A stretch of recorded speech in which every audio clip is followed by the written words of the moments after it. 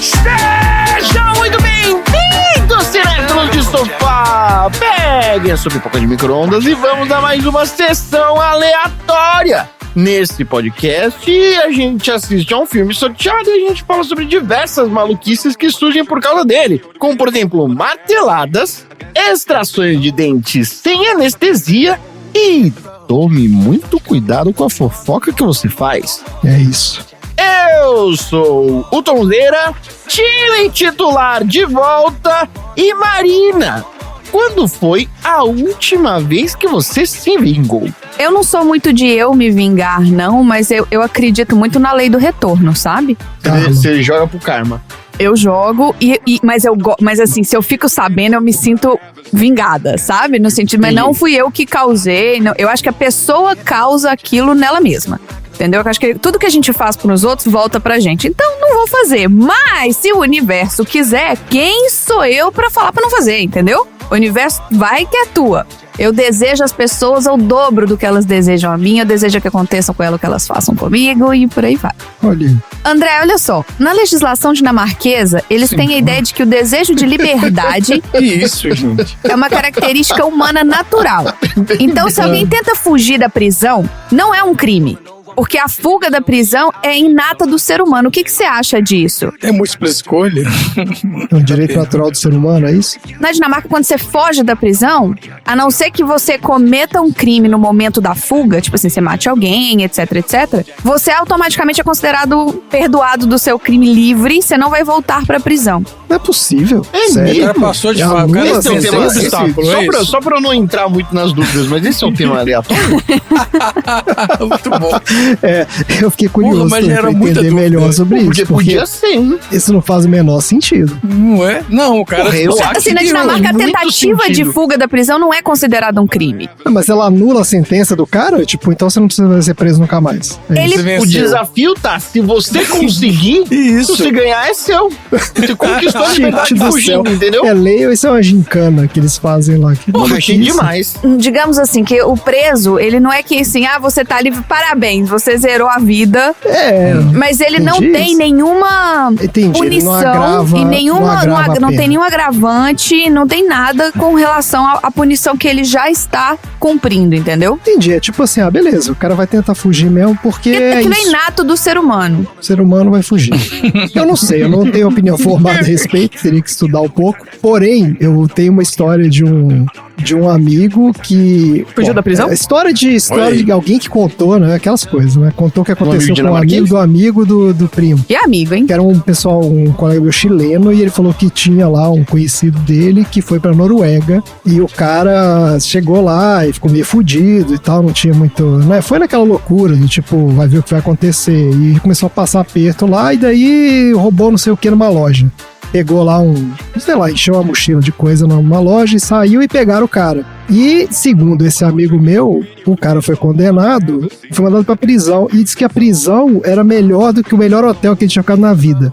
E o cara tava feliz da vida, felizão. E ele falou pra ele assim, pô, se me tirarem daqui, eu vou roubar outra coisa pra eu voltar pra cadeia. Porque, tipo, falou que a cadeia lá era uma maravilha. As Então, prisões da Noruega são bizarras, são flats, assim, sabe? São estúdios, tipo- você tem, é um Airbnb, sei lá. Então vai ver que tem a ver isso. E é real, assim, só pra não estender muito, mas na Alemanha, quando chega mais ou menos na época do inverno, a galera da população de rua vai fazendo, tipo, qualquer crimezinho, assim, pô, sei lá. Pequenos crimes, Roubar sua furtos, bicicleta, né? Não, é claro que não vai pegar ser isso alguma pro... coisinha, quebrar, vandalizar alguma coisa. na pequenos prisão de delitos. segurança máxima, pequenos delitos. Pros caras viram isso. pra eles passarem o inverno na cadeia, porque é melhor do que ficar na rua, no frio, É né? isso. Pois é, O cara então. vai comer, tem comidinha quentinha, tem a cadeia lá. Então vai ver que é por isso que tem essa lei na Dinamarca, porque o cara não vai fugir, entendeu? A prisão é tão da hora que os caras sabem, tipo assim, se quiser fugir, foge, mas não vai querer fugir. A gente vai fazer um negócio tão da hora aqui que você vai querer ficar aqui dentro. É isso. Dudu, você já conversou com uma pessoa achando que ela era outra pessoa? Não, O Dudu é professor universitário, você acha o quê? Foi uma aluna. Teve uma aluna recentemente que ela quebrou o joelho. Eu falei, pô, quebrou o joelho, ela não vai voltar. Aí eu vi hoje uma outra menina igual a aluna, Quase que eu falei, cadê seu joelho? Mas aí era outra menina. Ela vai falar, tá aqui, ó, mas entre você o pé e a tempo. coxa. Eu fiquei olhando pro pé dele, fiquei olhando pro joelho, a menina tava mancando. Eu falei, não é essa pessoa que quebrou o joelho. É isso, quase que eu sou assim. Acontece. Querido Tom, Diga. você tem alguma historinha com formigas? Pô, eu tenho uma história bizarra que teve um Olha. dia que eu fui jogar 2006, 2007, alguma coisa assim. Que eu fui jogar videogame. Tava jogando no escuro, liguei, tava jogando e aí um incômodozinho. Que porra é esse negócio que fica na mão? A hora que eu fui ver, a minha mão e o controle do videogame, e só a minha mão e o controle do videogame, estavam cheios de formiga. Que isso? Cheios de Você formiga. sabe o que é isso, né? Não, Coca-Cola. eu nem gosto de Coca-Cola. E não tinha Não, Coca-Cola toma no esses controle, negócios, não. Porque antigamente, pelo menos criança, né, quando toma refrigerante e tal, o controle fica cheio de formiga mesmo, melado. É, não era esse caso, não. Mas e aí, por que que era? Não sei. Mas não, tem que ter uma Você coisa pra sofreu um atrair as ataque de formigas. velho. formiga. Não sei, mas era aquelas não gostaram formiguinhas do jogo. pequenininhas que elas estavam lotadas dentro do... Não sei se era dentro do controle ou não, mas... Ah, quando tá no inverno assim, as formigas costumam fazer ninho em lugar mais quente, dentro de... Aconteceu muito em videocassete, Acontecia aí muito acontece em mesmo, de videogame, cassete. É. televisão. Televisão agora não esquenta, né? Mas aquelas que esquentavam, mas dava televisão também, elas ficavam... Ele pode ter ficado então no seu videogame, no seu controle, sei lá, um ninho de formiga. Então é isso. Vamos sequestrar o pipoqueiro por 15 anos até ele se lembrar por que ele jamais deveria ter inventado a pipoca com wasabi. I do not understand you. Don't you come back. Oh, baby, please. Don't you come back no more.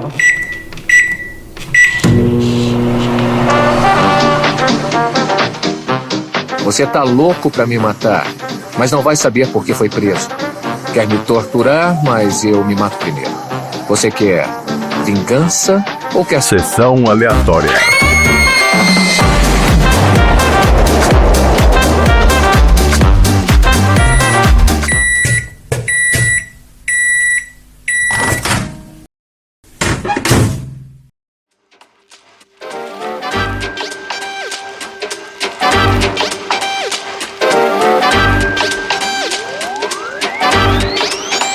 Muito bem, começando mais um episódio de Sessão Aleatória, o podcast mais vingativo da Baixa Podosfera. Esse é um podcast sobre filmes e assuntos aleatórios, preferido dos ex-prisioneiros que comem comidas esquisitas e fazem cosplay de cachorro.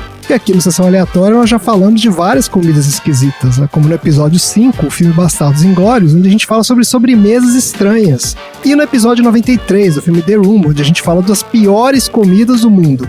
E já falamos também sobre os furries, que é a galera que tem uma identificação com animais ao ponto de querer se transformar em um, no episódio 146, o filme Velocipastor. Então, todos esses assuntos maravilhosos nos episódios anteriores do Sessão Aleatória. E o filme de hoje é Old Boy, uma das produções coreanas de maior impacto no cinema ocidental. Esse filme foi sorteado do baldinho Mega Blaster, aquele que Oi. tem os filmes que são mencionados nos nossos episódios, certo? É isso? Departamento de baldinhos. A gente tem Foi, essa ou foi o informação. Tom ou foi o André, não foi? Fui eu que coloquei, inclusive, no chamado do filme A Vilã. Ah, então foi a Vilã, que é outro filmaço coreano, né? Episódio 154. E aí Outro dorama. você soltou lá um Old Boy. E isso, a gente tava falando sobre cinema coreano, alguém mencionou Old Boy e eu fiz blim, blim, blim. Preciso assistir esse filme de novo. Entendi. E aí, convenientemente, agora que você que cuida dos sorteios, foi sorteado o seu filme que você colocou, né? Esse baldinho tem 1 milhão de filmes. Exatamente. Tá certo. Tá ótimo. Vamos lá, então. Ó, bora falar desse filme. Old Boy é um filme de 2003, dirigido pelo Park Chan-wook, com o roteiro do Park Chan-wook, o Hwang Jo-yoon e Lim Joo-hyung. Ô, gente, olha só. É difícil isso aqui. Então, perdoem minha pronúncia de coreano. Pô, no IMDb tá diferente, o roteirista. Quem que é o roteirista que tá no seu? Garon Tsuchiya Nobuaki Minegishi. Isso é nome japonês. Ah, não, mas isso aí Tem outra eu versão. vou explicar. Não, é porque, exatamente, Ah. porque o filme é baseado num mangá desses caras aí. O IMDb tá errado, então, de novo. É, pois é. Ó, o filme estrela o Choi Min-sik como Odesu, o Yu Ji-tae como Lee Woo-jin e a Kang Hee-jung como Mi-do. Então vamos começar conhecendo um pouco mais aqui sobre esse diretor, o Park Chan-wook.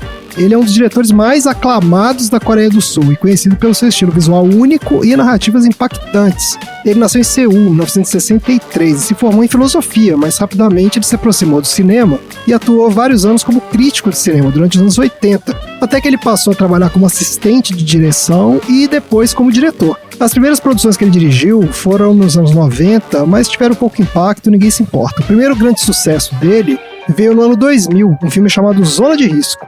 Esse filme foi um enorme sucesso de bilheteria e crítica na Coreia do Sul, e foi aí que ele começou a ser reconhecido como um diretor de primeira linha. O reconhecimento internacional viria alguns anos depois, com 3 filmes que são conhecidos como a trilogia da vingança, que começa com o Mr. Vingança, de 2002, o Old Boy, de 2003, o filme de hoje, que a gente vai falar mais, e o Lady Vingança, de 2005. Os 3 filmes exploram o tema da vingança e moralidade. O mais impactante deles foi justamente o Old Boy, né? Vamos falar um pouco mais desse filme aí.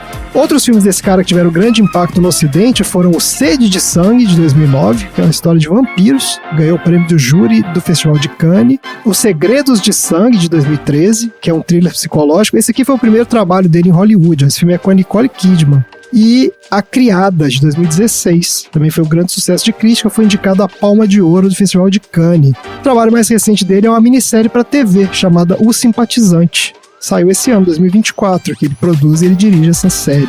Então vamos pro nosso quadro Viu Não Viu, onde a gente fala de alguns trabalhos que a gente viu e outros que a gente nunca ouviu falar das estrelas desse filme. Você viu ou não viu? Ó, começando aqui pelo Choi Min-sik, que é o cara, né, o protagonista, que faz o Odesu. Ele é um dos atores mais respeitados da Coreia do Sul. Ele nasceu em 1962 em Seul e começou a carreira no teatro em 1982, transicionando para a TV e o cinema no início dos anos 90. Ele participou de diversas produções locais ao longo dos anos 90, mas ganhou notoriedade num filme chamado Shiri, Missão Terrorista, 1999, que é um dos primeiros blockbusters do cinema sul-coreano aqui. Mas foi o papel dele como Dae-soo, né, no Old Boy, que lhe rendeu reconhecimento internacional e vários prêmios. Depois do Old Boy, ele continuou a atuar em filmes notáveis como o Lady Vingança, né, que a gente já comentou aqui, parte da trilogia lá do Park Chan-wook. Ele tá no Eu Vi o Diabo, de 2010, e Almirante, Correntes Proibidas, de 2014. Esse foi o filme de maior bilheteria da história do cinema sul-coreano. Ultrapassou 100 milhões de dólares de bilheteria. E foi em 2014 também que o Choi Min-sik participou da sua primeira produção em inglês, que foi o Lucy. Vocês viram esse filme? O filme do Luc Besson com a Scarlett Johansson. A gente viu esse filme. Acho que eu tentei ver, mas eu não consegui terminar. É que ela tem droga escondida dentro dela, ela toma um soco, a droga quebra, ela fica mega poderosa. É esse mesmo, é uma filme. droga que que dá superpoderes, basicamente é isso. O filme mais recente dele se chama Exuma, saiu esse ano, em 2024. Baldinho Mega Blaster, Exuma. Você viu esse filme? É um bom filme de terror. Ah, olha aí, ótimo. Então vamos colocar aí no baldinho. Agora, é claro que tem muitos trabalhos aqui do Choi Min-sik e a gente não viu, né? Trabalhos muito interessantes aqui, um pouco como, por exemplo, esse aqui, ó. Leafy, Uma Galinha na Selva. Que é uma animação de 2011 sobre uma galinha que foge de uma granja E vai pra selva. e acaba chocando um ovo de pato que ela encontrou pelo caminho. Aí ela decide cuidar do pato e os dois iniciam uma jornada pela selva para encontrar a liberdade. Olha aí, bonitinho. Vamos falar então um pouco da outra protagonista desse filme, a Kang Hee-jung, que faz o papel da Mi-do. Ela nasceu em 1982 e começou a carreira como modelo, ainda adolescente. Daí no final dos anos 90, ela começou a fazer pontas em séries de TV, nos famosos doramas, né? Série de TV coreana é dorama, não é isso? Aí. Até que ela começou a atuar em filmes independentes e ganhou reconhecimento com o seu primeiro filme, o filme de estreia dela, que é chamado Nabi, 2001. Ela ganhou o prêmio de melhor atriz no Festival Internacional de Cinema de Busan. E foi com esse filme que ela se credenciou para fazer o papel da Mi-do no Old Boy, né, que foi o grande salto na carreira dela. Depois desse filme, ela apareceu em várias produções importantes, incluindo aqui, ó, Jornada na Antártica, de 2005, Bem-vindo à Aldeia, também de 2005, ela também tá no Lady Vingança, nossa, todo mundo nesse Lady Vingança aqui, e ela tá no Ervas, de 2007. A primeira produção que ela participou em inglês foi uma comédia chamada Wedding Palace, de 2013. E ela continua ativa na TV aqui, ó, Marina, não sei se você viu ela em algum dorama aqui. O papel mais recente dela foi um dorama chamado Jugglers, uma comédia romântica sobre o relacionamento de uma secretária com seu chefe. Essa é a premissa de 80% dos doramas. Exatamente. Não me ajuda. Não ajudou em nada. Não. Se você falar que ela tinha um triângulo amoroso, então vai pra 90%, entendeu? Então, agora a gente não viu a Kang Hee-jung num filme chamado Como Roubar um Cão, de 2014. Olha aí.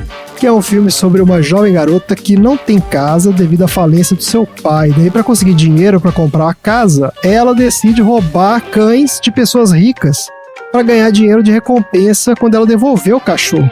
Ela bolou lá um esqueminha.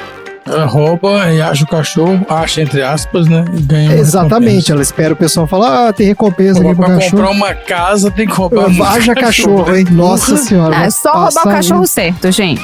Ou isso. Ó, mas aí é ganhar na loteria, entendeu? É aquele, quando sumiu lá o macaco do latino, ele ofereceu uma grana ali pra achar o Isso, macaco. Então, Tá vai bom. que... Meu Deus, qual é que é o nome?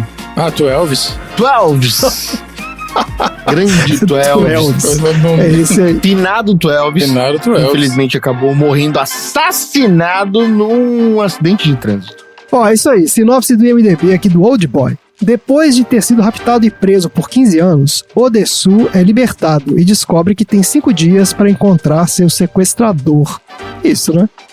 É isso, É. basicamente. É meio isso, eu vou tentar explicar um pouquinho mais aqui, só para dar um pouco de contexto aqui, ó. Odesu é um homem comum, mas meio merdeiro, né? Ele é preso por embriaguez Meu Deus. no dia do aniversário de sua filha.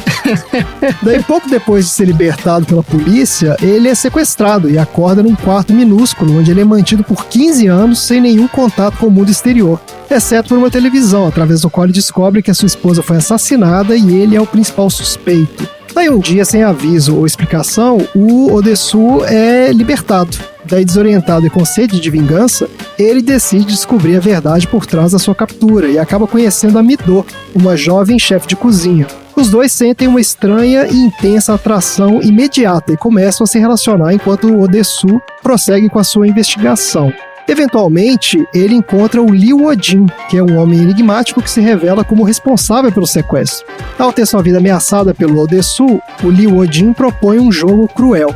Se em 5 dias o Odesu descobrir o motivo da sua captura, o Lee Woo-jin vai tirar a própria vida. Caso contrário, ele irá matar a Midô. Daí o Odesu parte numa busca frenética por respostas, em que enfrenta diversos obstáculos e faz descobertas perturbadoras. Entre elas está a revelação de que o Lee Woo-jin também é movido por um intenso desejo de vingança.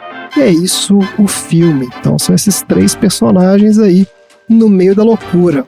Vamos lá então, começar aqui com a nossa rodada de opiniões. Tom, você que colocou esse filme no nosso baldinho, conta aí.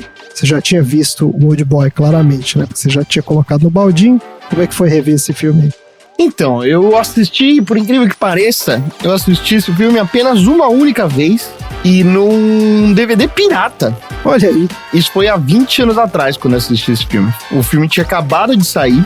Era mais ou menos que um fenômeno dos comentários na época do cursinho. E aí falaram, cara, assiste esse filme é demais, esse filme é demais. Eu assisti e realmente eu acho Old Boy um filme muito próximo do Indefectível na ideia de roteiro e na execução técnica do filme. O filme é muito foda. Eu achei o filme muito, muito bom. Muito, muito bom. Aconteceu que há 10 anos atrás eu tinha ido num bar e na hora que eu tava voltando tinha uma locadora que eles estavam fechando. Tava falindo e eles estavam vendendo tudo aquilo que eles tinham. E aí, por coincidência, ele tinha esses 3 filmes da trilogia da Vingança à venda por R$10. Olha aí. Eu comprei os 3 porque eu falei, eu vou assistir esse filme direto. E nunca tinha assistido. Direto. Só fui assistir agora, 20 anos depois. até a hora que eu me peguei, em que eu não tenho quase mais DVD player, só tenho o DVD player do Xbox e o DVD do Xbox simplesmente não leu a região leu, do DVD. Nossa. Você mandou Claro que foto não, pra né? gente. Então eu tive que assistir no meu amigo Streamio, mas eu não estou triste, pelo contrário, estou muito feliz, porque assistir esse filme novamente foi só uma reafirmação pra mim de que esse filme é verdadeiramente maravilhoso. Parabéns, seu Walk. Muito bom. E você, Marina, como é que foi assistir esse filme? Você que é a nossa especialista em cinema coreano, doramas em geral. Eu eu não sou especialista. Gente, eu não sou especialista em nada, tá? Muito pelo contrário. Mas você é fã de dorama. Mas em doramas, talvez. Você é especialista em Hanson. Ser fã de dorama não significa ser especialista em filmes coreanos. Porque, assim, é uma completa diferença, assim. Não tem uma coisa, não tem a ver com a outra. Não é o tipo de filme que eu pararia pra assistir, que eu assistiria o trailer e falaria, vamos ver se esse filme é legal. E sentava pra assistir. Não é o tipo de filme que eu gosto. A história, na hora que você acha que você não entende, ele dá uma explicadinha e você volta a entender. Eu gostei que ele é um filme assim que você tem que prestar atenção, mas se você não presta atenção também, tem hora que ele te dá aquela explicada de novo, sabe? Então, você que tá aí, olhou pro celular, olha aqui, na verdade é isso aqui, ó. Aí você fala, tá, então é por isso que tá acontecendo. Mas é um filme muito bem feito, né? Você vê que até as partes violentas do filme, elas são simples.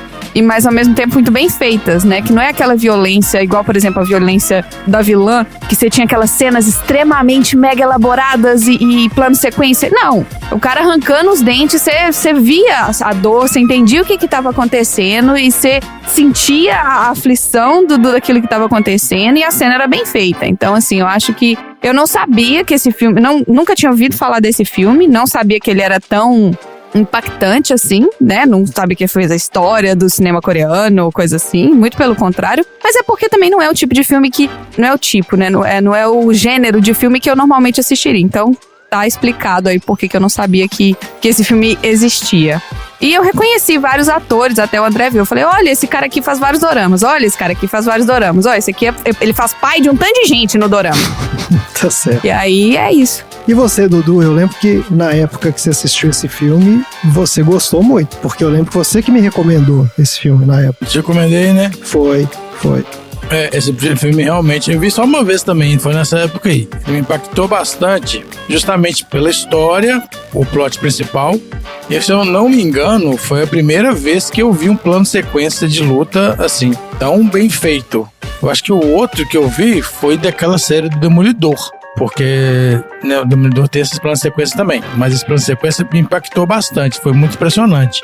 Ele tá saindo lá, fugindo, né? Mas aquele do Demolidor é baseado nesse aqui. Baseado nesse, claramente ele é uma referência. Exato, uma referência do Old Boy. Então, assim, foi a primeira vez que eu vi um plano de sequência de luta cru, né? Bem assim. Isso. E bem realista mesmo. E essas foram as duas coisas que impactaram, né? O plano de sequência da fuga dele e, né, o plot da história, né? Que é bem assustador, né? É bem pesado o tema. Pesadíssimo. Então, eu lembro que eu assisti esse filme na época porque você me recomendou e ele é um filme muito impressionante mesmo, né? É desconfortável. Desconfortável.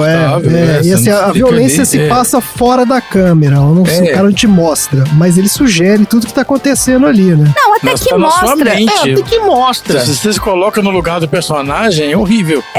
E até que mostra. Eu só acho assim, só não é... Na hora da extração do dente lá.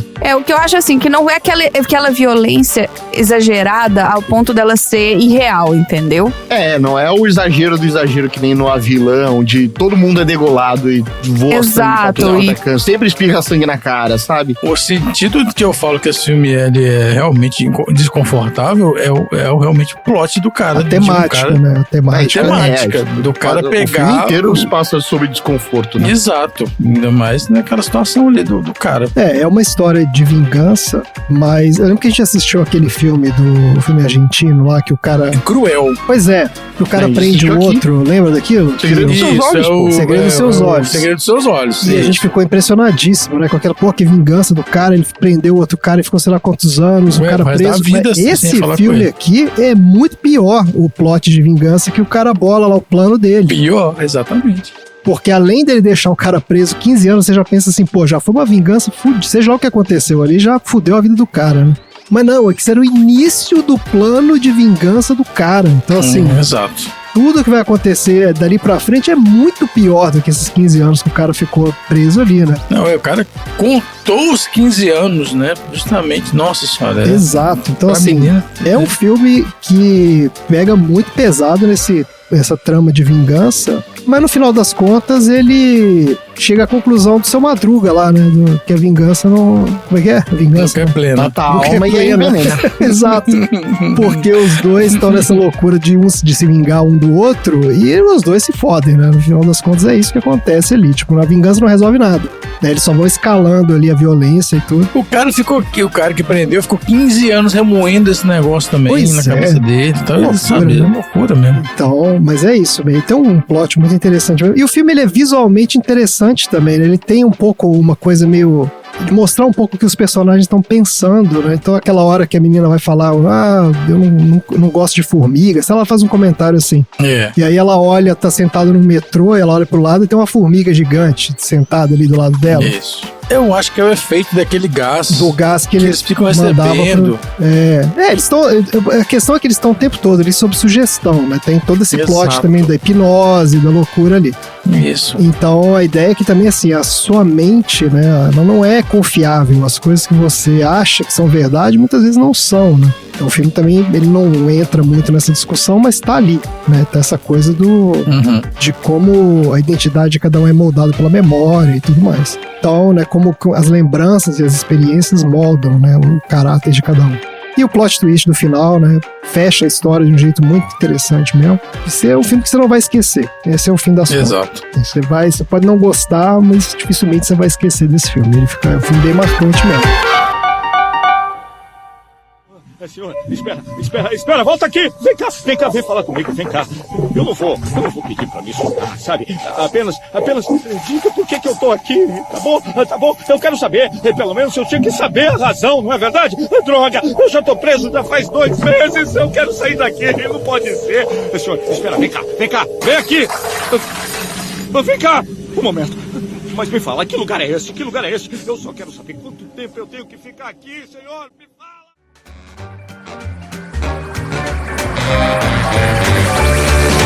Queria falar um pouquinho aqui de algumas histórias de produção. Esse filme ele é baseado num mangá, um mangá japonês do mesmo nome, né, Old Boy, que foi escrito pelo Garon Tsuchiya e ilustrado pelo Nobuaki Minegishi. Eu não conheço esse mangá, pra ser sincero, eu nem sabia que era baseado no mangá, eu descobri isso lendo e fazendo a pesquisa. O diretor, o Park Chan-wook, leu esse mangá e viu nele o potencial para criar um filme que explorasse os temas de vingança e redenção, né, de maneira profunda e original. Embora a trama básica tenha sido mantida, o Park e a equipe de roteiristas lá dele fizeram várias mudanças para adaptar a história ao formato cinematográfico e ao contexto cultural sul-coreano, porque o mangá é japonês, né, então ele tinha que fazer uma adaptação um pouco, uma localização ali também. A adaptação focou em intensificar os elementos psicológicos e emocionais da história, além de acrescentar vários novos personagens e subtramas, né, que deixaram a narrativa um pouco mais profunda. Um dos aspectos mais interessantes desse filme é o estilo visual, com sequências estilizadas e marcantes, que geraram cenas icônicas, né? Essa cena de luta do corredor, que a gente comentou e o Dudu falou, né? O Odessu ele enfrenta lá um bando de capangas, tudo, né, dando martelada nos caras e tal. Foi um plano sequência, né? Foi filmada sem cortes, que é uma técnica super difícil de realizar, né? E se tornou uma cena icônica mesmo. Inclusive sendo, né, referenciada em várias outras obras. Todo mundo lembra esse do Demolidor, né? Quem assistiu aquele seriado do Demolidor da Netflix e já tinha visto esse filme, né? Que foi o nosso caso, na hora você identifica e fala, pô, isso aí é Old Boy. Identifica, tá fazendo exatamente. igual. Exatamente. É, claro que ele fez um esquema mais Hollywood, mas é bem interessante mesmo. E tem uma curiosidade aqui, o ator, né, o Choi Min-sik, ele não usou dublê, né, ele fez toda aquela coreografia de luta, o filme inteiro, praticamente ele não usou dublê em quase cena nenhuma. Mas toda a inventividade visual do filme e o perfeccionismo do diretor, aliados a um cronograma de filmagens extremamente curto, porque os caras tinham um orçamento limitado, né? Então eles geraram um ambiente de trabalho extremamente difícil. Para alcançar o visual que o diretor queria, eram necessárias muitas horas de trabalho acertando lá os ângulos de câmera, iluminação. Tem algumas cenas que eles levaram mais de 6 horas só para ajustar as câmeras do jeito que o cara queria, e as cenas eram repetidas à exaustão. Essa cena do corredor foi refeita 17 vezes. Eita. Imagina. Então a equipe chegou a ter jornadas de 48 horas de trabalho para tentar acelerar o cronograma de filmagens. Os caras trabalhavam sem parar. Só que a produção acabou levando muito mais tempo do que o planejado. O cronograma original deles era de 48 dias de filmagens, mas a produção acabou levando 72 dias, quase o dobro do tempo. O que acabou também estourando bastante aqui o orçamento dos caras. Pra retratar a transformação física do Odessu, o ator, né, o Choi Min-sik, passou por... fez aquele esquema Christian Bale, sabe como é que ele teve que emagrecer pra caramba lá pra fazer aquele início do filme, e depois ele teve que marombar, porque ele tem que aparecer musculoso, né, na segunda parte do filme, porque a ideia é que ele foi treinando ali dentro e tal, né. Então o cara teve que fazer todo esse esquema de transformação física também. E o outro desafio pra esse cara foi aquela cena que ele tem que comer o polvo vivo. Nossa. Que é uma cena impressionante também, né? Aquela cena é uma loucura. Exatamente. Assim, apesar de ser extremamente controversa, essa cena se tornou uma das mais memoráveis do filme. E como esse cara, ele é budista, devoto, ele ficou extremamente desconfortável em fazer essa cena. Ele teve que fazer uma oração lá, pedindo desculpa pro povo, porque tem que comer o polvo. E o problema foi que a cena teve que ser filmada 4 vezes. Então esse cara comeu 4 polvos. Exatamente. Foi isso. Manda ver o polvo aí. Bom, e qual foi o resultado disso tudo aqui, ó? O Old Boy estreou no Festival de Cannes em 2004, onde ele foi aclamado pela crítica. O filme ganhou o Grand Prix, né, o grande prêmio lá que é o segundo mais prestigiado do festival, né, só perde do Palma de Ouro. E o Quentin Tarantino, que presidiu o júri, foi um dos grandes defensores do filme. Elogiou publicamente a visão do Park Chan-wook, falou que o cara era um gênio, não sei o quê. A vitória em Cannes ajudou a impulsionar a carreira internacional do Park, né, e trouxe a maior atenção global ao cinema sul-coreano, que naquela época ainda não era como hoje em dia, né? Você vê aí filme coreano pra todo lado. Naquela época ainda estava começando essa exportação.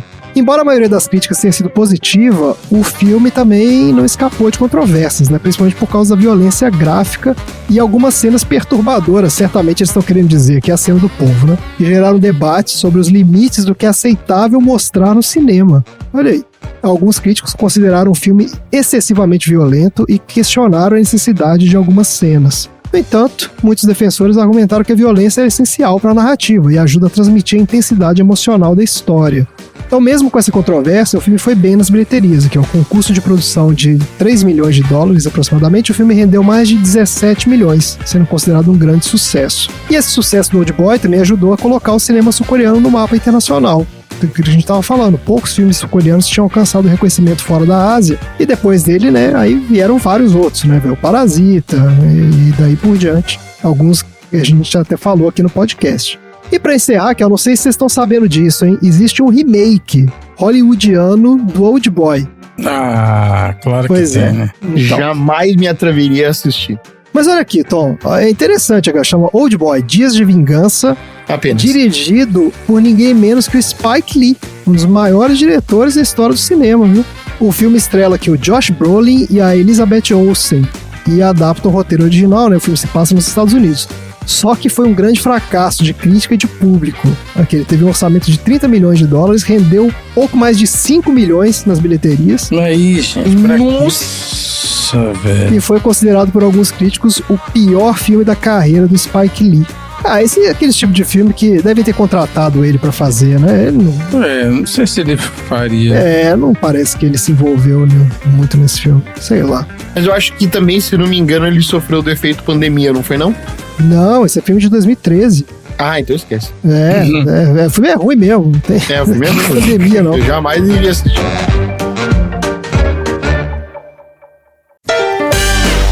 Troféu aleatório.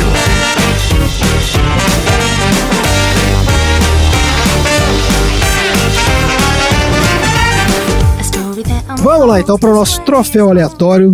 Dudu, você que adorou aí o Old Boy, lembra pro nosso ouvinte qual é a sensação de ganhar um troféu aleatório. Ganhar o troféu aleatório é você ser um merdeiro, mas você tem um pássaro aqui que vai tirar você da cadeia.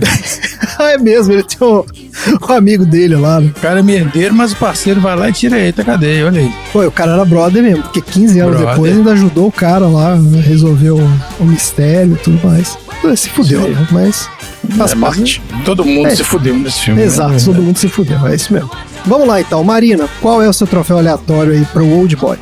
O meu troféu é o troféu o homem sai da cafonice, mas a cafonice não sai do homem, que vai pra aquela caixa roxa horrorosa que ele botou os álbuns de foto. Que, gente, que apartamento elegante, super moderno, armário que abre em 4, assim, você entra lá. Da hora. O closet do cara é Puta invejável. vista, passa água. Me vem uma caixa roxa com estampa de onça e um laço horroroso. Que ele fez o laço tão errado, inclusive, que ele botou a tesoura do lado. Porque, tipo, né, o cara não ia conseguir desfazer o laço. Não, nunca mais. Então, assim, cara, porra, faz o trem direito. Mostra que você, né? Mostra que você pertence àquele lugar, que aquela casa é realmente a sua casa, não. Aquilo ali entregou que a presepada não sai. É personal stylist. Ele contratou alguém pra fazer a decoração daquele apartamento dele e não foi ele que fez. Exatamente. Ele falou assim: eu quero parecer um cara muito rico, importante e moderno. Isso. Mas, Pois é, né, porque ele continua tem usando. noção. Pois é. Das limitações dele. Agora, aquele apartamento dele tinha um problema, porque o chuveiro ficava no meio da sala, né? Aquilo é um problema pra problemático, aquele você negócio. que não é exibicionista e fecha a porta do banheiro, né? O cara, ele tá. ué. Você não viu? Não só tava no meio da sala, como era de fora a fora, era vidro, né? No apartamento. Tá nem aí. Tem dinheiro e faz o que quiser. Vou Ele tava ficar tão peladão alto ali. aqui. A lógica é que ele tá tão alto ali É que verdade. ninguém vai ver ele de fora. Pode ser. Mas tinha uns capangas que ficavam ali no apartamento sim. dele, andando pra lá e pra cá. Mas Então, o capanga tem que fingir que não tá vendo nada. Não, os Tá capanga tem que ver e tem que falar elogiar. Nossa, chefe. nossa senhora. Parabéns, chefe. Qual é o seu Parabéns. troféu aleatório aí, Tom? O meu troféu, eu fiquei na dúvida se essa história é real. Vai Hã? pra ideia de que mulheres não fazem sushi porque elas têm as mãos quentes. É mesmo, cara. Ela fala isso no filme. Mas eu já ouvi falar isso aí mesmo. Mas qual é a lógica disso? O que significa ter mãos quentes? A temperatura da... Você não pode pegar o peixe cru na mão, porque teoricamente, na cabeça deles, vai alterar a propriedade do sushi Do como ele sabor, deve ser um pouquinho. servido, entendeu? Mas isso não faz sentido nenhum, né? Não faço a menor ideia. Eu só sei que eu também nunca vi nenhuma. Onde já se viu? Sushi isso? uma? Depois A mão- dessa, Tem eu sushi falei, uma aqui, ó. caralho, Profissão pode que crer. confronta tradições japonesas. É um assunto aleatório. Isso é coisa de... Podia Gente, isso ser. aí é coisa de tradição, de Eu nunca- machismo. então, mas né? eu não nunca tem nada a vi. ver com a temperatura da mão, pode porra. ser. É, isso é Faz aquelas sentido nenhum, famosas eu ouvi desculpex que eles falam que, é porque a mulher não é forte o suficiente. Porque a mulher... Como isso aí não é uma coisa que eles podem botar um fator físico de força ou de destreza, que bota que a mão é quente. Gente, todo ser humano, até onde eu sei, a nossa média de temperatura é igual, 36,5 graus, todo mundo, né? Exato. Então, assim... Na média, mas não necessariamente nas extremidades. Então, mas se você está com as mãos muito quentes ou com as mãos muito frias, você, como um ser humano, você tem que ir no médico e ver o que está acontecendo com as suas beiradas. O mais provável é acontecer o contrário, né? É ser mais frio do que o normal. De todas as mulheres que eu conheço, tem a mão fria e o pé frio. Principalmente pô. o pé. Não faz sentido nenhum essa história. É. Tá bom. E você, Dudu, qual é o seu troféu aleatório? Meu troféu, Adélio Bispo de facada maldada, é o único cara daquele corredor que tinha uma faca, não conseguiu Muito bem pensado. ferir o Daisu gravemente. O cara tinha uma faca, todo mundo tinha pedaço de pau, ele tinha um martelo, o cara tinha uma faca. Podia matar, não matou. Mas eu achei que aqueles capangas estavam muito mal preparados, porque eram 20 Ah, sim. caras, não tinha ninguém. Sim, Tudo bem sim. que na Coreia os caras não têm arma de fogo, mas, porra, se você é um capanga, é parte do seu. É é. EPI, gente. Isso é Não é? equipamento de proteção, de segurança do Tem trabalho. Uniforme, né? Tem que ter É um revólver uniforme. ali. Alguém, Tem que que ter seja, pelo menos. alguém tem que ter uma arma, né? Pelo amor de Os Deus, caras vão de com um fogo. pedaço de pau, com os troços, umas armas improvisadas ali. Pô, tava muito trapalhões aquele negócio. Não, e o cara ficou observando ele por 15 anos. Ele sabia que o cara tava treinando. Pois é, pô. Aquele cara ali foi extremamente incompetente. Perdeu os dentes merecidamente, porque eu vou te falar, viu? Depois ele ainda ganhou um prédio Ganhou prédio. numa Pois pichincha. é. Numa pichincha. Aqui, ó, o meu troféu é o troféu Fábio Puentes, de melhor hipnotismo vai pra nossa amiga.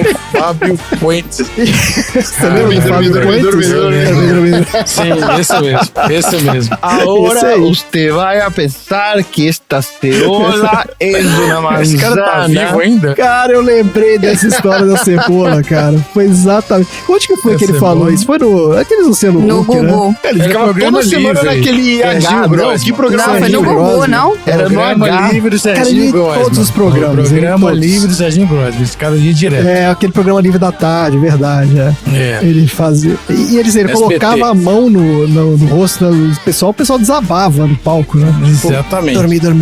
Cara, inacreditável. Então foi ele que treinou essa mulher aí do filme, porque ela também, né, tinha uma técnica de hipnotismo ali violentíssima. Fazia o que ela queria ali com os caras. Tá ótimo, minha gente. É isso. Quem é que vai entregar esses troféus hoje? Poxa, Capangas com dente de ouro? Pode ser. Capangas com armas improvisadas e dentes de ouro. Tom, nós temos algum recado hoje? Não, do meu lado não. Tá bom. Bora para os assuntos aleatórios.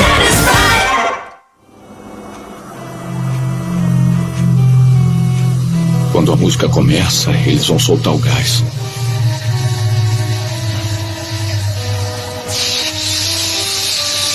Não, por favor, não quero. Não soltem. Quando soltam o gás, eu duro.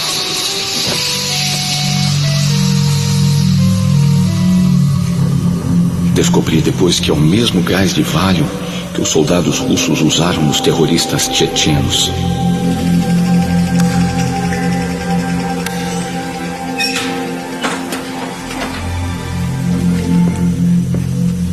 Quando acordo, meu cabelo foi cortado. Não gostei nada do estilo, mas trocam minhas roupas e limpam tudo. Desgraçados gentis.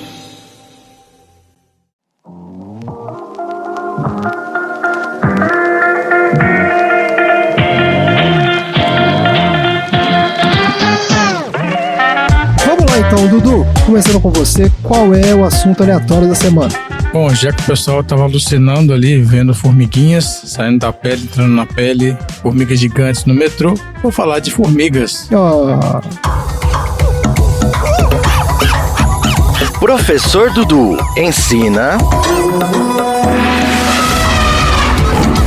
o mundo animal.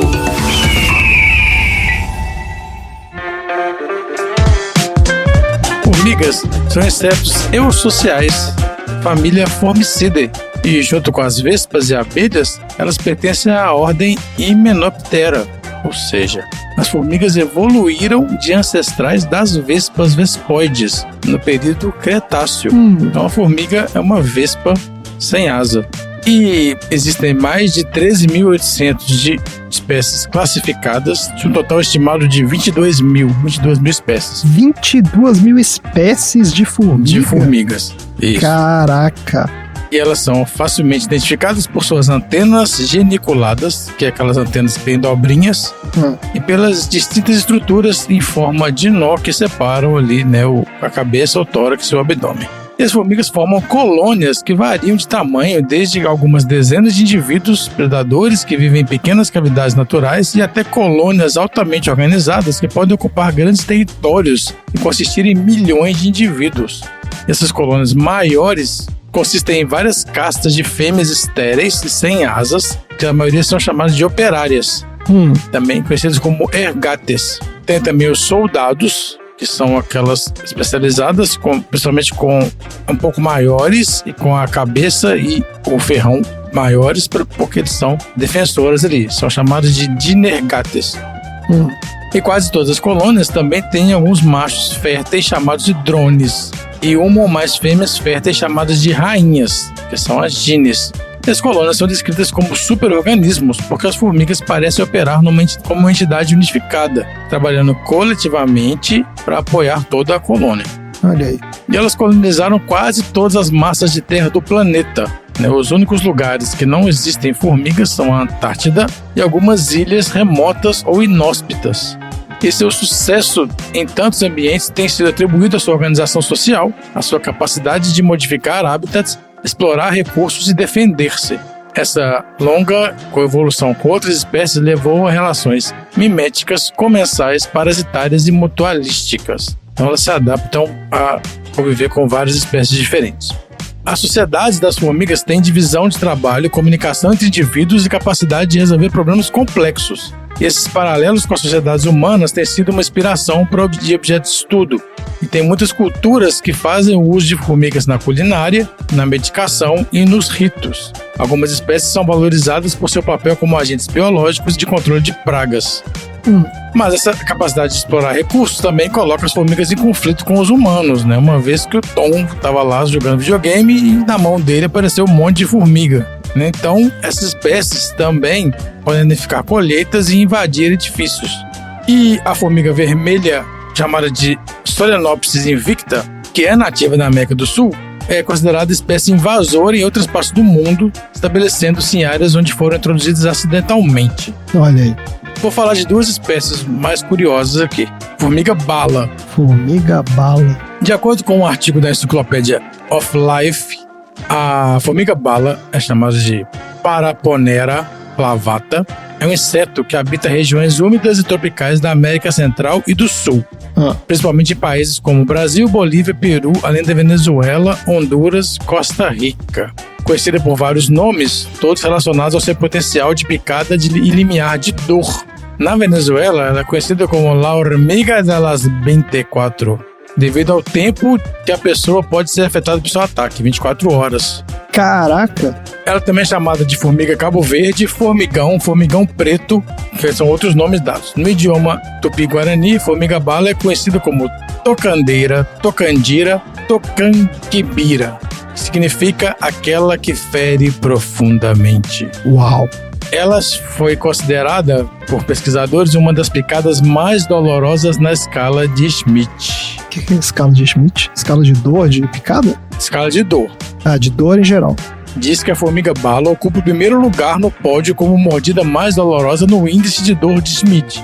Caraca! É uma escala de vai de 0, que é sem dor, ao 4, que é a mais dolorosa. E de acordo com o trabalho de pesquisa desenvolvido pelo entomologista norte-americano Justin O. Schmidt, que se submeteu a ataques do inseto para classificá-lo. O cara Nossa senhora! foi lá, botou a mãozona lá para classificar essa escala. Era assim que ele fazia a classificação Isso. da escala dele? Ele ia lá exatamente. Nossa, ele pegou vários insetos e foi classificando. Esse aqui dói menos, esse aqui não dói, esse aqui dói mais. Maluco, nossa, cara. E aí, de acordo com o Schmidt, a dor da picada da formiga bala é semelhante ao andar, abre aspas aqui, andar sobre brasas com um prego de 5 centímetros cravado no calcanhar.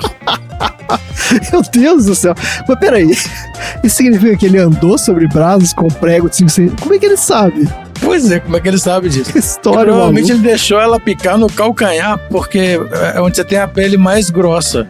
E ele deve ter feito isso mesmo, deixou ela picar o calcanhar ou no pé, sei lá. E falou, fudeu. Agora... E não conseguia pisar no chão direito, né? Outras vítimas dessa formiga classificam como uma aflição semelhante a um tiro. Meu Deus, cara. E aí dá o nome popular de formiga bala. Olha aí. E quando a formiga pica suas vítimas, ela causa ondas de dor ardente e latejante que podem durar até um dia. Que é aquela história lá da Venezuela. 24 horas. A principal neurotoxina produzida pelo inseto é chamada de poneratoxina. E é um peptídeo paralisante do veneno que, além da dor devastadora, causa retenção de líquidos, né, gera edema, aumenta a frequência cardíaca, né, leva a taquicardia e expulsão de sangue por meio das fezes. Deus do céu, cara. Que a gente chama de hematoquesia. Os ritos do povo Sateré Maué da Amazônia utilizam a formiga bala. Então tem uma comunidade indígena, você já ouviu falar disso? Da Amazônia, que submete intencionalmente as crianças do seu povo que ótimo. A serem picadas no ritual de iniciação para se tornarem guerreiros. O ritual do povo Sateré Maué consiste em colocar pelo menos 80 formigas para dormir com sedativo natural e em seguida colocá-las em uma luva feita de folhas. Que isso, cara? Lembrando que o Dudu, esses dias, levou o seu pequeno Duduzinho pra procurar jacaré e cobra. Que você sabe? Não dá pra julgar os indígenas. É o rito de iniciação também, né? A cobra Exatamente. tava 30 centímetros do menino, não ia fazer nada. Isso é o que você imagina. Não, é o que eu tenho certeza, eu trabalho com isso. Os indígenas também. Oh, meu Deus do céu. Tom, caralho. Aí as formigas recuperam a consciência e são intencionalmente provocadas com uma fumaça espalhada pelo cara que inicia a cerimônia, né? Provavelmente o pajé. Tá. Ou seja, a formiga tá quieta na casa Tá da formiga, quieta, aí ela é exato. sequestrada, Não, dentro da luva. dopada, tipo isso. colocada É. numa Isso, luva, numa luva, aí isso. acordam ela, botam uma fumaça pra ela Irritam ficar puta ela, da cara, exato, e aí ficar enfiam puta. a mão de uma criança na cara dela, assim. Isso, É isso é mesmo. isso. Entendi. Exatamente Muito isso. legal. Aí na sequência, então, de que ela acordou, da fumaça, a mão da criança é colocada dentro da luva e mantida lá por entre 5 e 10 minutos. Que ótimo. Isso tá parecendo aquele negócio do Duna lá.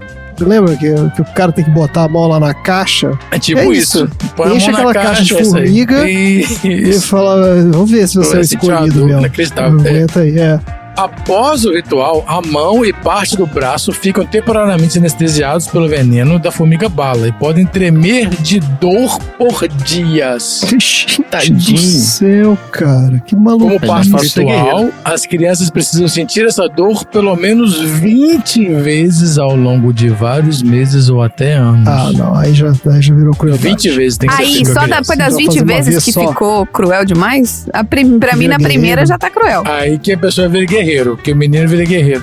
Pois é, e é problema. Como é uma questão cultural, a criança deve até querer fazer isso. Então, É claro, né? Sei lá. Vai ser uma honra. Não, fazer se ele um não negócio. for um Tem gente que guerreiro. vira bolsonarista. É, pois é. Esses aí que deviam botar a mão na formiga. Devia ter formiga Antes de dentro, né? votar. Botar a formiga dentro deles. Aqui, vou falar de outra formiga então. Vocês estão achando impressionante a tucundura? Tem a formiga de estalo. E essa formiga de estalo, ela ocorre no Brasil inteiro. A tucundura é só no norte.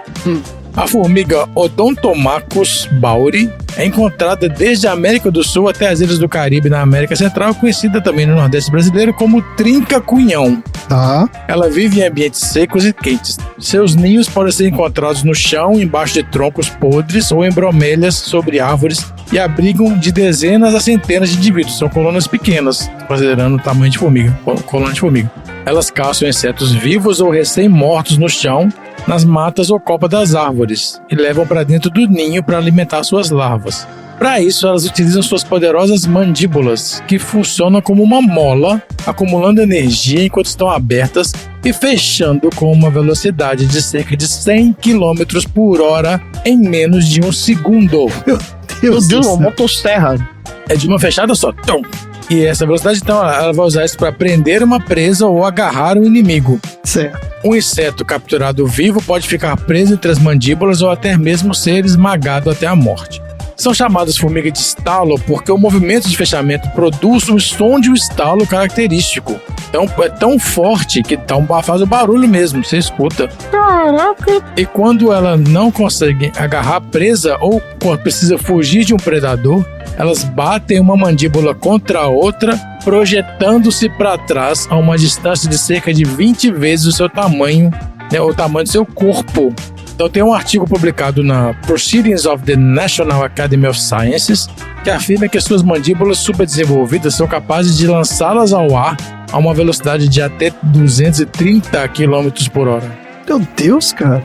Além das mandíbulas, as formigas de estalo possuem um ferrão na região posterior, no abdômen, e o veneno injetado pode causar paralisia ou morte dependendo do tamanho do inseto. Crianças ou adultos podem ser ferroados várias vezes ao tentarem manipular essas formigas, sofrendo com vermelhidão, dor intensa e inchaços locais. Eu já fui mordido por umas formigas de estalo. Já fui formigado por uma mordida. Fui formigado por uma mordida de estalo. E dói muito. Não sei se você não conhece essa formiga, ela é grande, preta e a boquinha dela fica sempre aberta. A mandíbula fica sempre aberta em 180 graus. Pra mim só existe dois tipos de formiga. Aquela formiguinha. Tem uma formiga que ela é A vermelhinha. Ela é muito pequenininha. E você lembra, Marina, que naquele apartamento que a gente morava lá em São Paulo tinha uma infestação dessa formiga? Nossa, Cara, era um não há o que inferno. você faça. Essas aí que tinha no controle. que resolva essa formiga. Ela é imortal. Ela é imortal. A pretinha micro. Ela sempre tem uma filazinha dela assim andando. Aí você vê Sim, direitinho a rota que ela tá fazendo. Isso. E tem a formiga gorda, né? Que é aquela de quintal. Que é aquela que. A vermelha grandona? Essa maiorzinha, pretinha, normalmente tem em quintal, né? Eu lembro dessas duas. Você tá falando de. Tem 22 mil tipos, eu só conheço duas. Tem uma grandona vermelha que costuma andar em casa também, principalmente casa. Essa é menos de apartamento. Uma grandona, grandaça mesmo, vermelha. Certo. E tem a vermelhinha pequenininha que é a lava-pé. Que é aquela que você pisa no formigueiro, ela vai... Isso, eu tava tentando lembrar. Pois é, ela é vermelha. Você pisa nela, ela sobe em você rapidamente e pica você, é um inferno também. E essas daí, tinha no quintal da casa da minha mãe, eu lutava com elas, porque eu tacava fogo, eu jogava, enchia o formigueiro de álcool e tacava fogo. Meu Deus do céu. Isso. E aí eu pegava a garrafa de álcool, e aí eu jogava fogo e eu completava com água. Jogava fogo e completava com água. Até que minha mãe ia usar e tinha só água na garrafa de álcool. Meu Deus. Terrível. Criança é foda, né? É duro. Uma certa piromania aí também envolvida. E é esse o meu assunto aleatório. Excelente. E qual que é a Tanajura? Tanajura eu também conheço, mas acho que eu nunca vi. Tanajura. É que tem a bunda gigante. É a voadora. São as rainhas que têm asa. Não, mas... É chamada de Tanajura. Existe essa lenda de que ela tem a bunda grande. Isso. Tem uma espécie que ela tem uma bundona mais grande que o pessoal... pra cima do norte de Minas, já caça e frita na farofa. É um bumbum dela. Você tá brincando? É? Sério isso? Já comi. Virou farofa. Já comi. Farofa de Tanajura? Já comi, ué. Proteína. É um bumbumzinho, aí você frita, fica igual bacon, você nem repara. Igual bacon? Não, não tem sorte, não tem gosto de bacon, mas ela fica com aparência de bacon, na farofa com bacon. Fica o quê? Crocante. É um crocantezinho na farofa. Dá um crocantezinho. Mas tem gosto ou não tem gosto de nada? Não tem nada específico, não. É só pra dar uma reforçada ali no nutricional mesmo. Impressionante. Isso. Você tava falando aí dos tipos de formiga, operário, soldado, drone, não sei o quê. Cara, isso é a mesma organização do Alien. O Alien é uma formiga, então. Porque eles também têm operário, soldado, rainha, mesma baseado coisa. Nas formigas. Excelente. Bora então pro próximo assunto aleatório. Bora.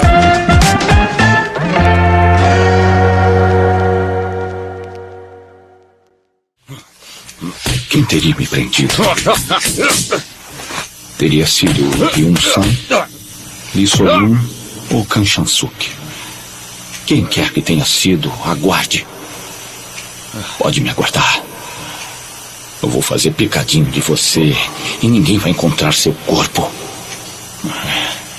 Porque vou engolir ele todinho.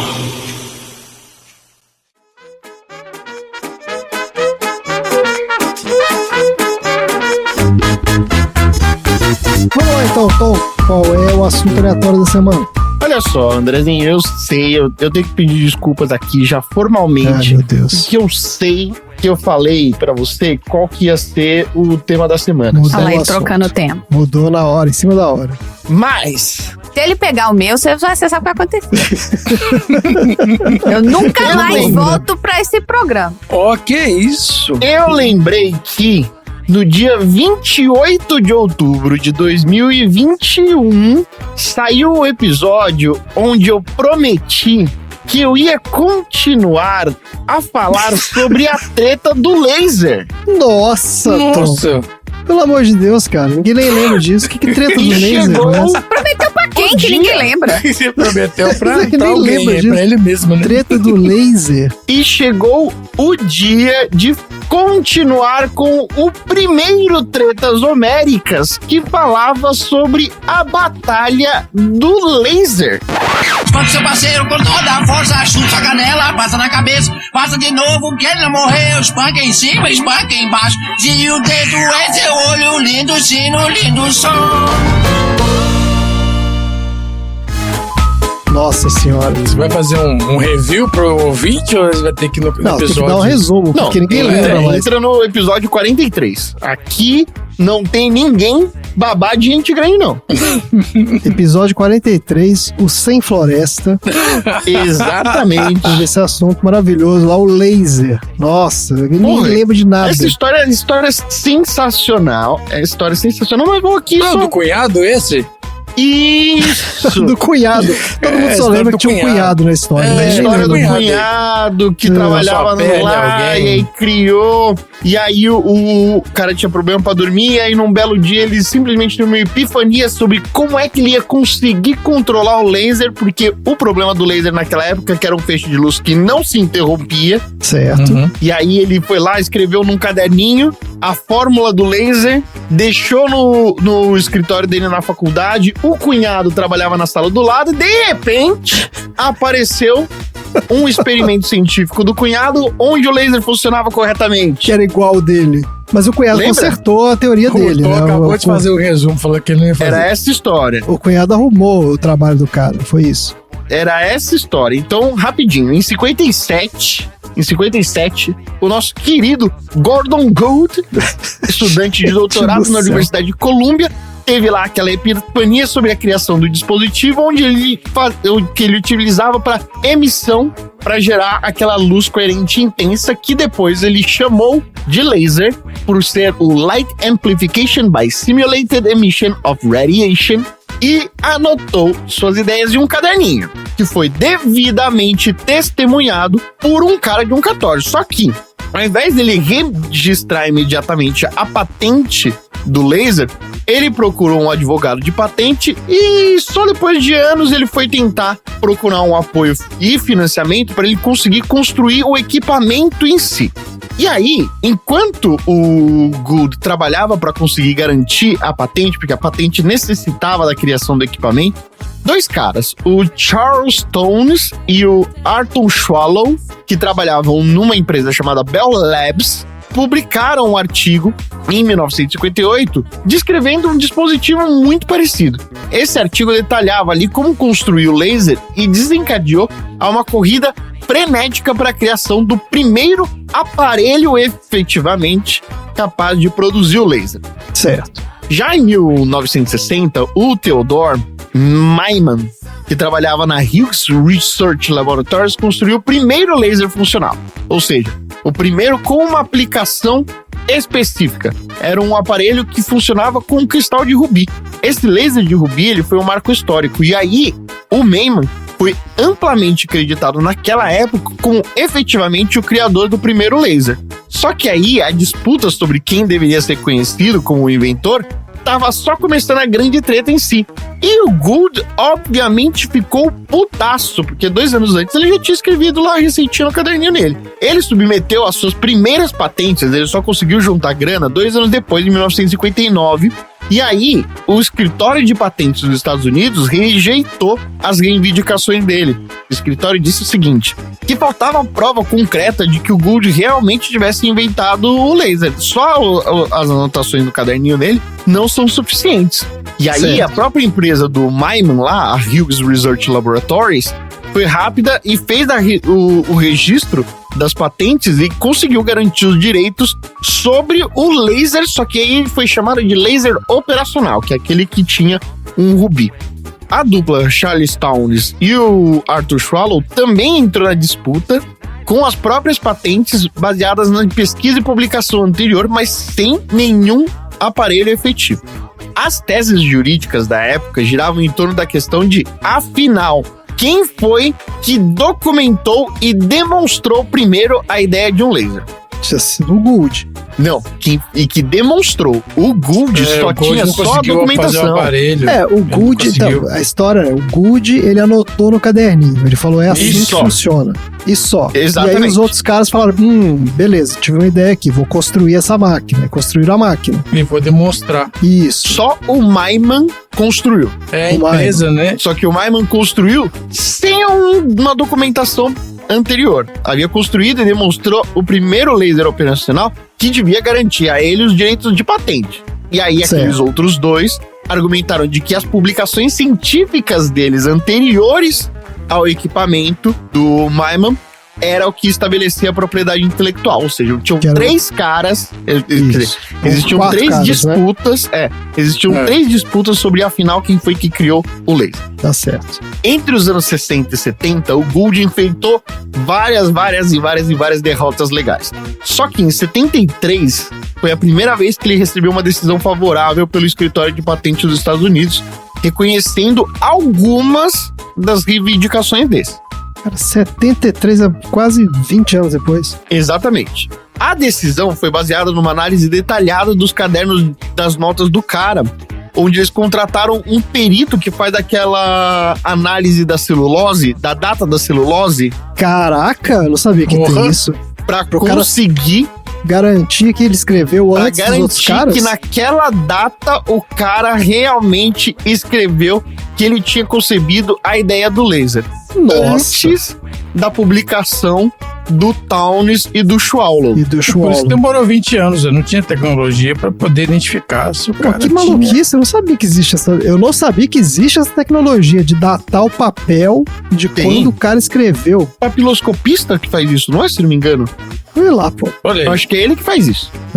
Vou fazer um tema sobre o papiloscopista. No meu novo bloco Profissões. Mas não é agora, calma, Randy. A virada na longa batalha legal do Gould começou a acontecer na década de 70 e aí ele teve essa mudança toda. A tese jurídica do Gould baseava na documentação detalhada das ideias dele e no fato de que ele tinha testemunhado suas anotações também antes da publicação.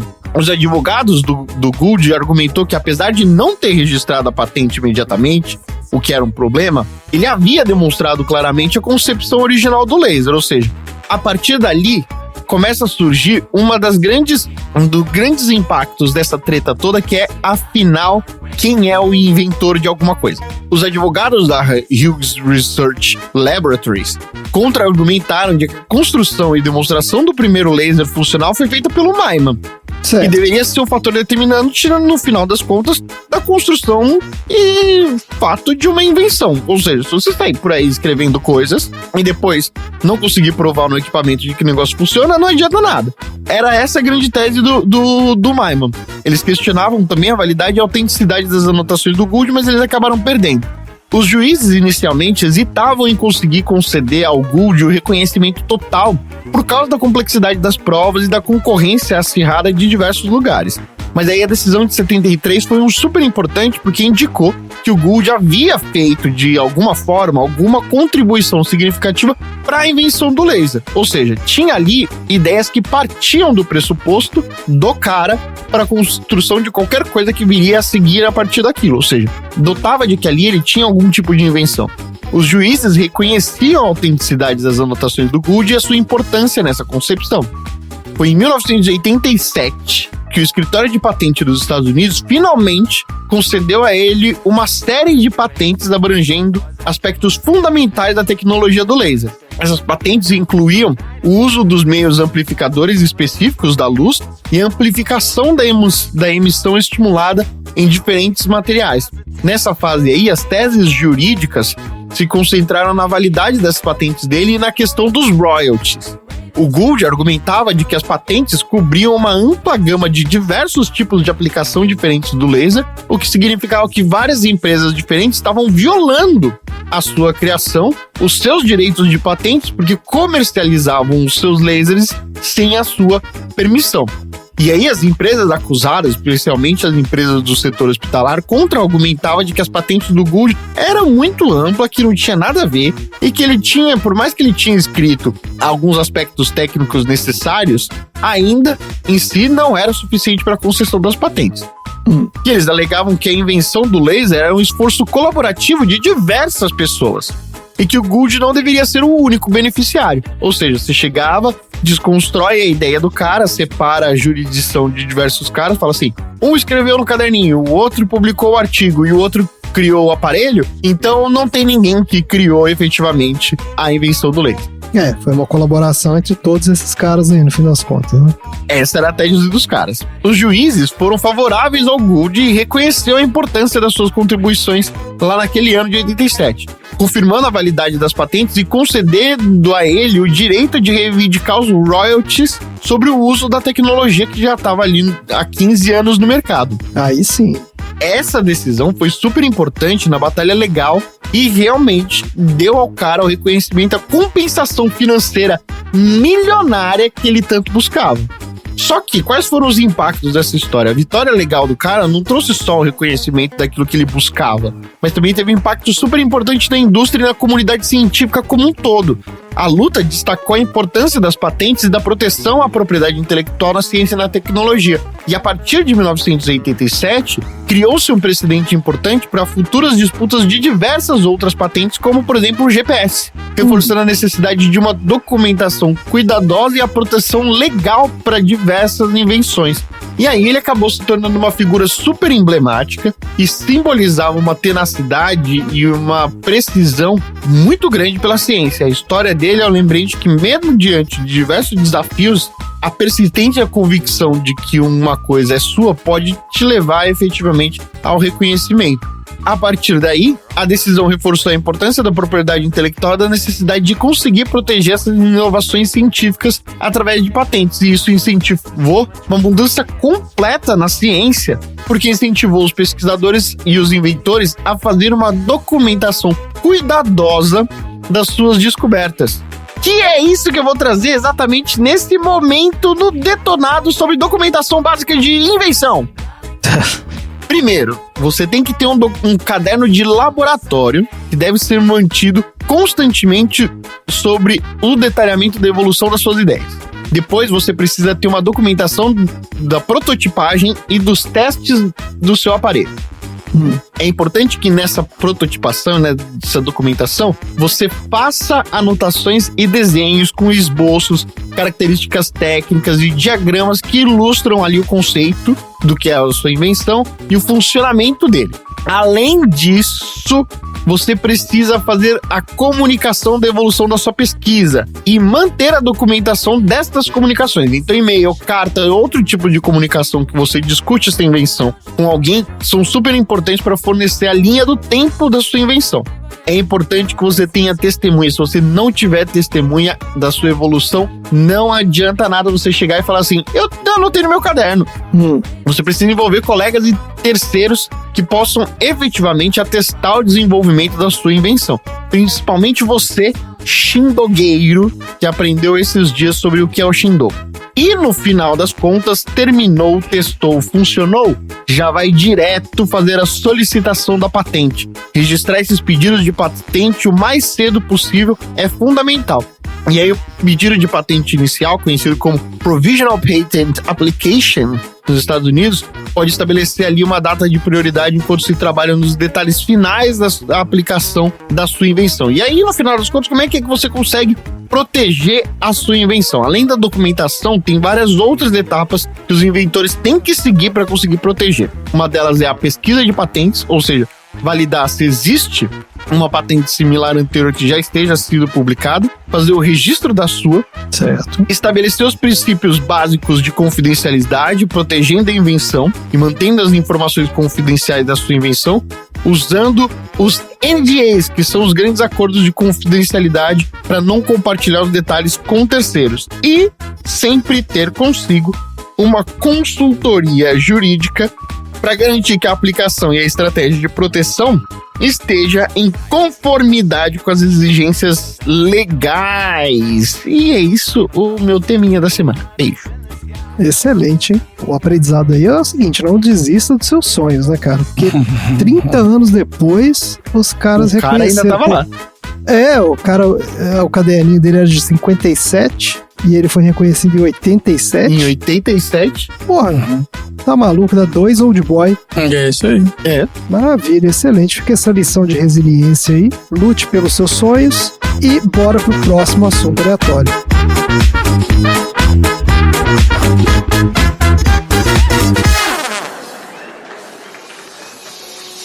Mas onde é que eu tô, afinal? Com tanta buzina de carro, deve ser na cidade. Bom, o mais importante é em que andar eu tô. E se fiz um buraco na parede e estiver no 52º andar? Mesmo que eu morra, terei saído daqui. E eu vou sair. Daqui 1 mês eu vou sair.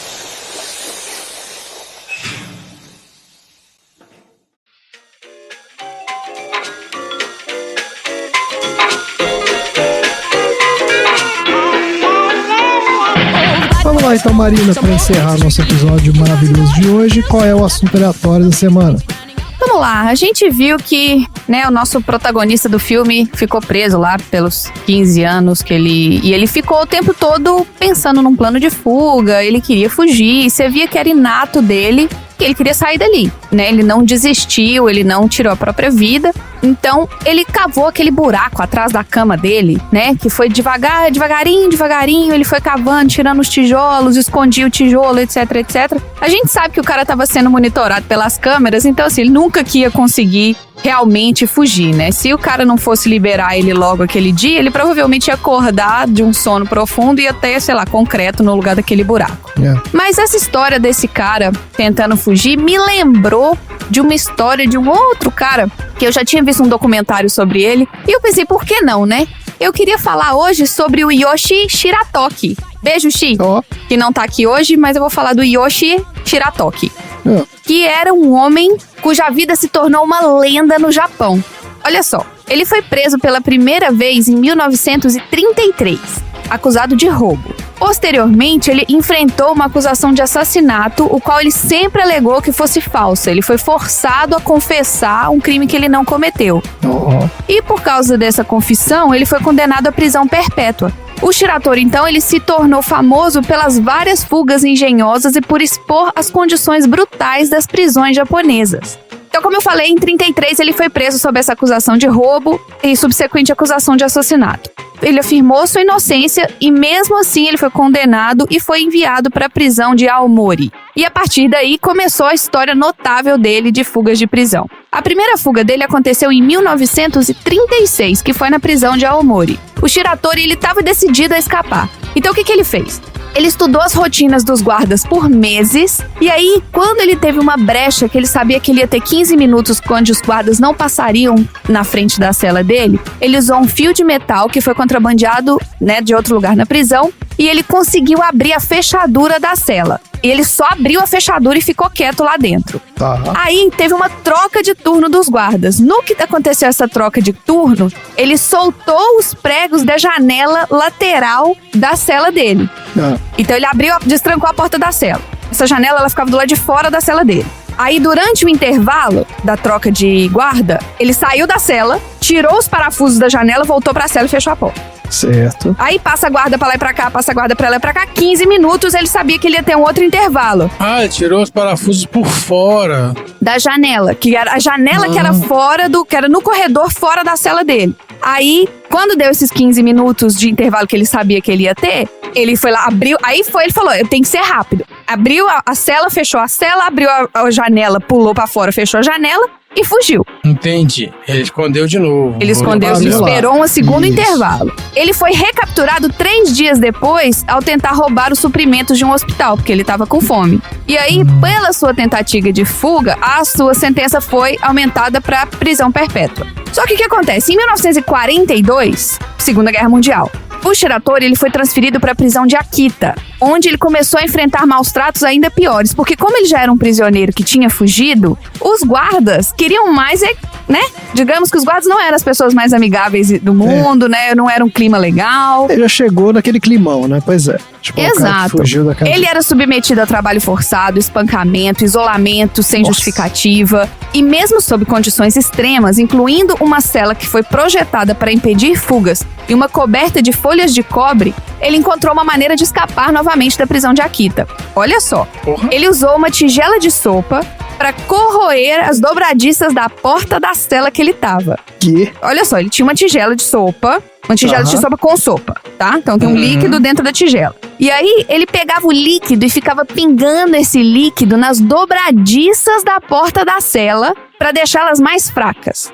A gente tá falando, gente, de uma prisão de 1942, tá? No Japão, na roça do Japão. Então, assim. E aí, depois de várias semanas, ele conseguiu abrir a porta da cela e escapou pela janela de ventilação.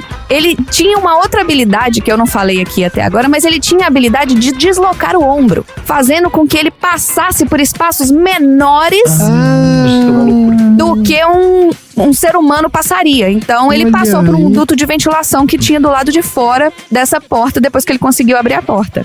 E aí ele escapou de Akita. Mas após escapar da prisão de Akita, o Shiratori foi atrás do chefe dos guardas, Porque o chefe dos guardas, ele chamava Kobayashi. A vingança aí, a vingança. Não. O Kobayashi era o único dos guardas que tratava ele como ser humano. Então ele foi conversar com o Kobayashi falando assim, olha, eu tô aqui, eu quero me entregar, eu fugi, mas eu fugi porque eu tô sendo espancado, eu tô machucado, eles não estão me alimentando. Então ele queria expor os abusos do sistema prisional japonês. Entendi. Mas o Kobayashi traiu a confiança do Shiratori e chamou a polícia. E aí o Shiratori foi capturado de novo e estendeu a prisão perpétua dele pra, sei lá, outra vida. Mais perpétua. Mais perpétua. Mais perpétua. Isso. Isso foi em 42. Aí, em 43, o que acontece? A prisão de Akita, ele era um pouco mais ao norte da prisão de Aomori, que foi a primeira prisão que ele tava. Ou seja, era mais frio ainda do que a prisão que ele tava. E ele pediu, então tá, você quer me prender? Então me manda pelo menos pra um lugar mais quente. Porque aqui é muito frio, me manda, sei lá. E aí o que eles fizeram? Você tá aí, tá muito frio? Então beleza, lindo. Vamos fazer o seguinte, a gente vai te mandar pra prisão de Abashiri. Se vocês quiserem jogar no Google, a prisão de Abashiri é a prisão mais ao norte e mais isolada e a mais cruel do Japão. É uma prisão, assim, infame. É o tipo da coisa, sabe? Você foi pra lá, já era. E ele foi enviado pra essa prisão, né, que fica na província de Hokkaido. E eles têm umas condições rigorosas. E era meio terra sem lei com relação aos oficiais que ficavam lá, né? Ele foi submetido a temperaturas congelantes e mantido em uma cela especialmente reforçada. Mas mesmo assim, ele encontrou uma maneira de escapar. Olha só. Nossa. Ele observou que o metal ao redor do teto da sua cela estava enferrujando devido à umidade. Então ele passou meses afrouxando os parafusos com um pequeno pedaço de metal que ele havia encontrado. Em uma noite fria de inverno, ele conseguiu remover o teto e escapar, caminhando descalço na neve por quilômetros até encontrar uma fazenda onde se escondeu por um tempo. Mas olha só, em 1948, após essa quarta fuga, o Shiratori ele estava exausto, ele estava faminto. Ele encontrou um policial em Sapporo que foi lá, sentou do lado do policial e ofereceu um cigarro pra ele. O Shiratori ele ficou tão comovido com o ato do policial que ele falou quem ele era. Ele falou, eu sou Yoshi Shiratori e eu fugi da prisão. Shiratori. Pô, mas aí foi demais, né? Puta ele se entregou. Depois de tudo isso, cara. Não. Pois é. Aí o Tribunal Superior de Sapporo mostrou até simpatia pela situação. Porque quando ele fugiu da prisão de Abashiri, isso é uma coisa que eu pulei aqui na minha pauta agora que eu percebi, mas quando ele fugiu da prisão de Abashiri, ele acabou indo invadir uma fazenda pra roubar comida e teve uma luta corporal com o dono da fazenda e o dono da fazenda acabou morrendo, que o cara tentou enfrentar ele e morreu. Ele matou o cara, mas sem querer, foi reconhecido como legítima defesa, que o cara chegou, atacou ele, entendeu? Ele não queria machucar ninguém, etc, etc. Aí, a sentença dele de prisão perpétua foi revogada e reduzida para 20 anos de prisão. E aí, ele passou por essas fugas ousadas, completou 20 anos de prisão, então, o tempo que ele já tinha passado na prisão até ele fugir pela quarta vez, foram 15 anos, então ele completou mais 5 anos de prisão e aí ele foi solto. E hoje ele é, assim, simplesmente admirado na cultura japonesa.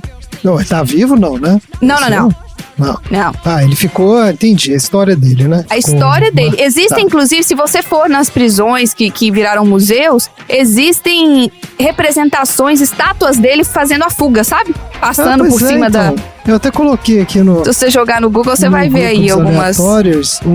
uns desenhos mesmo que o pessoal faz dele fugindo da prisão. Porque, olha só, ele virou símbolo de resistência. Muitos japoneses veem ele como um símbolo de resistência e de determinação em escapar das condições desumanas da prisão e na capacidade dele de planejar e executar várias fugas engenhosas e da paciência, né? Para esses admiradores, o Shiratori ele representa a luta contra a injustiça e a busca incessante pela liberdade. E as fugas dele também são frequentemente vistas como demonstrações impressionantes de engenhosidade e habilidade. Ele conseguia escapar de prisões consideradas à prova de fuga. E ele usava métodos criativos e recursos limitados, o que impressiona todo mundo que escuta a história dele. Algumas pessoas criticam o Shiratori pelas ações criminosas, porque ele tinha acusações de roubo e possivelmente aquela de assassinato que ele fala que não foi ele. Mesmo aqueles que simpatizam com a luta contra as condições prisionais têm dificuldade em aceitar que... Como é que chama? Em admirar ele por causa dos crimes que ele cometeu. Então, assim, existe muito essa coisa Você pode fazer da moralidade no Japão. Não faz sentido, mas assim, você não precisa admirar o cara, mas você pode, por outro lado, entender a luta dele também, porque assim, os direitos humanos existem na cadeia também, né? Não é porque o cara foi cometer um crime e tá preso, que você vai jogar o cara lá e fazer qualquer coisa. Pois é. Então, de alguma forma, ele trouxe essa discussão aí. Então, você pode admirar ele nesse sentido. Tipo, foi alguém que conseguiu trazer essa discussão que no Japão deve ser mais difícil, né? Imagina, naquela época. Pois é, não, e a história do Shiratori se tornou parte do folclore japonês. Ele é frequentemente retratado em livros, filmes, programas de TV. Tem a estatuazinha dele aqui, ó. Essas representações tendem a se concentrar na engenhosidade e na coragem, que aí faz com que ele tenha essa imagem de herói popular no Japão. E a história dele também trouxe à tona as discussões sobre as condições das prisões no Japão e o tratamento dos presos. Olha aí. Que ele é frequentemente citado em debates sobre reforma prisional e direitos humanos. A percepção dos japoneses em si sobre o Yoshii Shiratori é complexa e multifacetada. Enquanto muita gente vê ele como símbolo de resistência e engenhosidade, outros questionam a moralidade das ações e a violação da lei como um todo. Independentemente dessa perspectiva, a história dele ainda fascina até hoje a humanidade. Então, olha só, pra gente fazer um resumo da vida prisional do Shiratori. Ele passou 15 anos preso, mais ou menos, de 1933 a 1948. A primeira prisão foi em 33 e ele fugiu em 36. Aí ele foi recapturado logo em 36. Estenderam a sentença dele. Aí ele teve a segunda prisão, que foi em 36, e aí ele fugiu em 42. Aí ele foi recapturado após a segunda fuga em 42 e fugiu novamente em 43. Aí a quarta prisão foi em 43 e a quarta fuga foi em 44. E aí, quando ele foi preso pela última vez, que foi 44, ele ficou preso até 48 e aí ele foi libertado depois de ter a sua sentença reduzida. Durante esse tempo, as fugas constantes e a exposição das condições carcerárias injustas chamaram bastante a atenção pública. Lembrando, gente, que não tinha câmera, né? A gente tá falando de 1940, né? Não tinha câmera, não tinha monitoramento. Existe uma história, eu não consegui apurar se isso era verdade ou se era fake news, por isso que eu não pus aqui, mas que na terceira prisão dele, na prisão de Abashiri, que é a pior zona de todas, eles contrataram um ferreiro para fechar a mão dele numa algema nas costas, e essa algema ela só era tirada uma vez por semana. Então ele ficava com as duas mãos presas em duas bolas de não era só uma algema, era como se fossem umas luvas de ferro nas costas dele, onde ele tinha que se arrastar igual uma minhoca no chão pra poder ir comer, sabe? Tipo, ele tinha que se arrastar porque era pesado, ele não conseguia levantar, ele tava fraco, tava frio, e ele ficava com essas duas bolas de ferro de luva na mão, uma na outra presa nas costas. Mas eu não consegui achar nada tipo de imagem ou de referência de que isso era verdade ou não. Não sei se alguém tentou tá fazendo que o cara, além de tudo, era o... Como é que chama? O Houdini, não, como é que chama aquele cara que saía de todas as algemas? O Houdini mesmo. É o Houdini? É. Pois é. Então, assim, eu vi essa história também, que tinha esse ferreiro que uma vez por semana também, e que, aparentemente, ele conseguiu sair da algema também, porque era de ferro, aí enferrujou, e paciência, e molhava, e não sei o quê, mas enfim. Que história. Demais. A história de hoje, então, é a história do Yoshii Shiratori, com sua saga de fugas incríveis e sua resistência inabalável. É isso. Excelente. E que não é igual na Dinamarca, porque ele fugiu e aumentaram a pena dele. Exato. Lá os caras não estão nem aí, não. Intransigente. É isso aí. Lembrei também daquele outro filme do Um Sonho de Liberdade, lembra desse? Que o cara fica anos e anos lá fazendo um plano de escapada. Plano mirabolante. Eu passo também. Tem o Alcatraz, Fuga Impossível também, que é outro clássico de filme de fuga de prisão. Esse do Shiratori, tem que ver se tem algum filme, né? Não conheço. Eu tinha visto uns documentários no YouTube só. Eu tô agora numa fase de assistir documentários aleatórios no YouTube, e aí cruzei com esse e tava só esperando uma oportunidade e achei pra trazer como assunto aleatório. Excelente. Vamos lá então, quais foram os nossos aprendizados de hoje? Eu aprendi um pouquinho mais sobre a Tanajura, grande sucesso do Negritude Júnior. Eu aprendi que papiloscopista não é o cara que estuda papel. Papiloscopista. É o cara que estuda o quê, então? Ele analisa as mãos, impressões digitais. Ah, tá bom. Trabalha para identificar suspeitos ou desaparecidos. Seria um assunto aleatório da Marina, e não do Tom.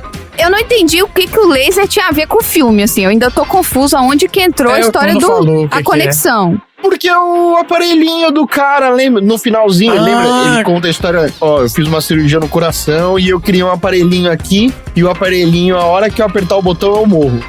Aí chega no final do filme... Era um laser pointer, o tá. Old Boy pega lá o negócio e fica apertando, mas aí era só um aparelhinho de laser. Ele tinha mentido. Pô, né, que a enganado. história era tá ótimo, mas vocês me confundiram aqui. Qual é o assunto que eu tenho que aprender?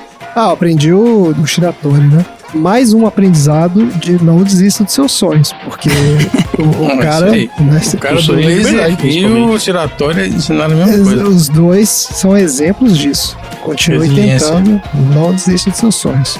É isso aí. Então chega por hoje. Fala tchau, gente.